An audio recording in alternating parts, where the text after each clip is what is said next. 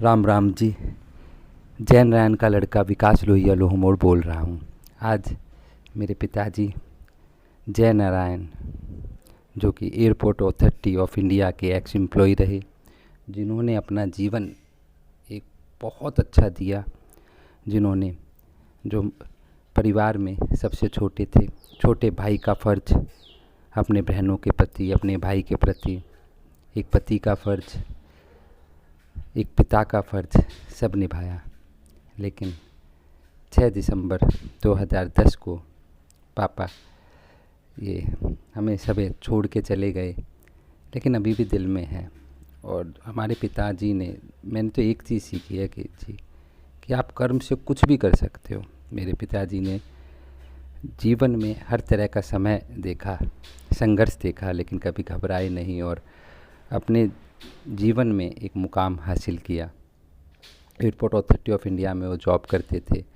जो उनके दोस्त हैं, कॉलीग्स हैं, रिश्तेदार हैं, आज भी उनकी सराहना करते हैं, क्योंकि उन्होंने कर्म ऐसे किए। और माँ पिता से बड़ा कोई धन ही नहीं होता।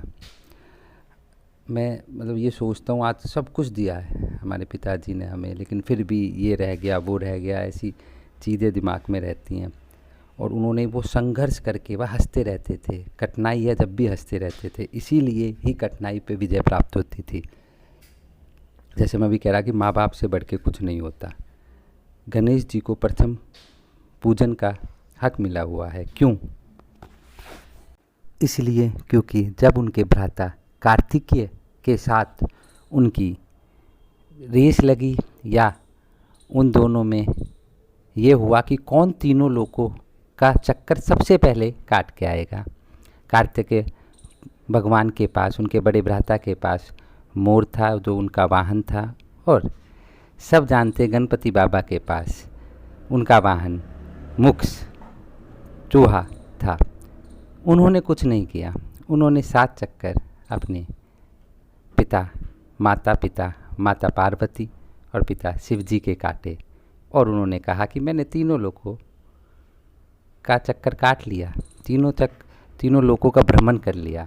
तो जी ऐसे होता है। और माता पिता भगवान का रूप नहीं, स्वयं भगवान होते हैं। और हमें, जैसे हम भगवान की सेवा करते हैं, भगवान का आदर करते हैं, अपना सर झुकाते हैं, ऐसे ही हमें अपने माता पिता के चरण स्पर्श करने चाहिए, उनसे आशीर्वाद लेना चाहिए। वो तो अगर हम ये नहीं भी करेंगे तब भी आशीर्वाद देंगे, लेकिन ये हमारा कर्तव्य है, हमारा ये सौभाग्य है कि अगर हम उनकी सेवा कर सकें, क्योंकि उनकी वजह से ही, उन्होंने ही हमें जन्म दिया है, उनकी वजह से ही हम इस संसार में हैं। बस अब मैं अपनी वीडियो को समाप्त करता हूँ, और बस अपने माता पिता की सेवा करें। राम राम।